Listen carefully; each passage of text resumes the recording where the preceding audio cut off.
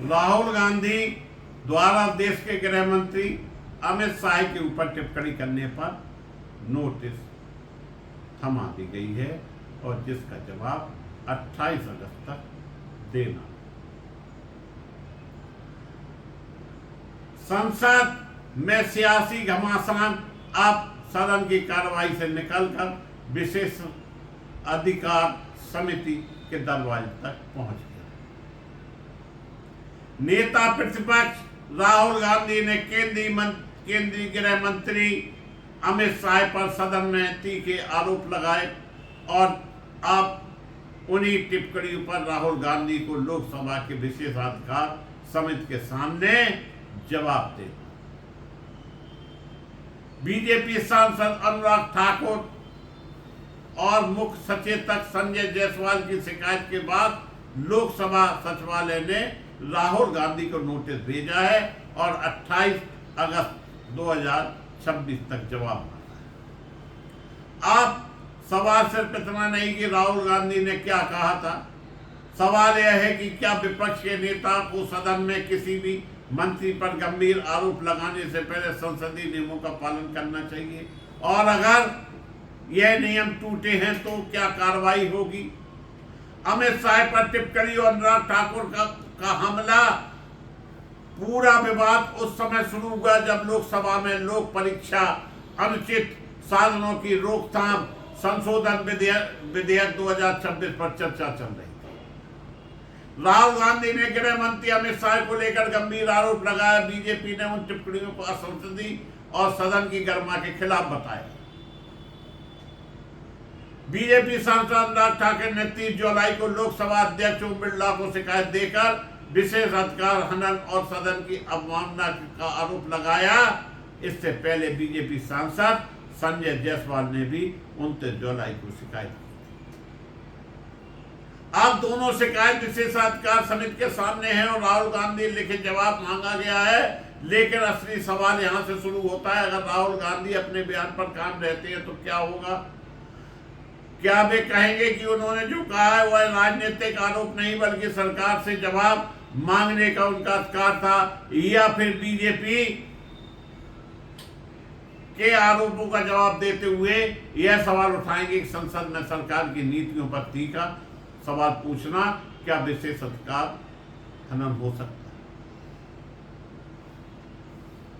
यही आने वाले दिनों में सबसे बड़ा राजनीतिक टकराव बन सकता है। और ध्यान रखिए, राहुल गांधी नेता प्रतिपक्ष हैं, इसलिए उनका हर बयान केवल राजनीतिक भाषण नहीं माना जाता बल्कि संसद के भीतर उनकी संवैधानिक और संसदीय मर्यादा भी महत्वपूर्ण होती है। मेलोनी और मोदी की विदेश नीति का भी मुद्दा चर्चा में है।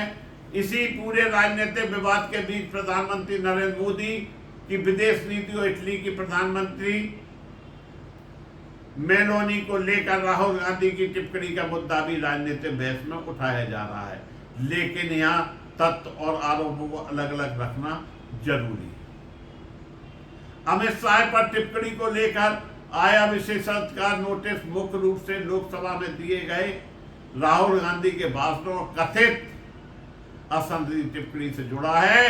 मेलोनी मोदी की विदेश नीति को भी इसी नोटिस का मुख्य आधार बताना अभी सही नहीं। 28 अगस्त राहुल गांधी के लिए बड़ी तारीख। अब गेंद राहुल गांधी के पाले में लोकसभा सचिवालय ने साफ तौर पर कहा कि उन्हें 28 अगस्त तक अपना जवाब देना होगा। इसके बाद विशेषाधिकार समिति राहुल गांधी के जवाब पर विचार कर सकती है और आगे की संसदीय प्रक्रिया तय हो सकती है। तो सवाल बहुत बड़ा, क्या राहुल गांधी अपने बयान पर कायम रहेंगे? क्या बीजेपी इस मामले को संसदीय गरिमा का मुद्दा बनाएगी? क्या विपक्ष इसे राजनीति की ओर से राजनीतिक दबाव बनाएगा?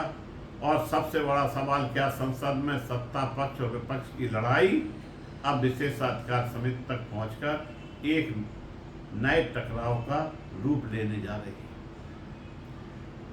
28 अगस्त को राहुल गांधी का जवाब इस राजनीति की लड़ाई का अगला अध्याय तय माना जा सकता है। और जिस तरह से राहुल गांधी को घेरने का प्रयास चल रहा है कि किसी भी तरह से राहुल गांधी टूट जाएं और जो माहौल बनाया जा रहा है उससे भारतीय जनता पार्टी निजात पा सके। हर तरह से राहुल गांधी को घेरने का प्रयास लगातार जारी है। संसद में बयान से शुरू हुआ विवाद आज विशेषाधिकार समिति के दरवाजे पर है और 28 अगस्त को सबकी नजर राहुल गांधी के जवाब पर। इसके अलावा 15 अगस्त को राहुल गांधी लाल किले पर क्यों नहीं गए, ये भी सवाल सत्ता पक्ष उठा रहा, सत्ता पक्षी विधायक। जब वहां प्रोटोकॉल की व्यवस्था ही नहीं है तो विपक्ष के नेता राहुल गांधी वहां अपनी इज्जत खराब करने क्यों जाए? कांग्रेस के राष्ट्रीय अध्यक्ष अपनी इज्जत का भट्टा बैठाने क्यों जाए? यह बात कांग्रेस द्वारा उठाई गई है और जिस तरह का माहौल देश में चल रहा है, किसी भी तरह से कांग्रेस पार्टी को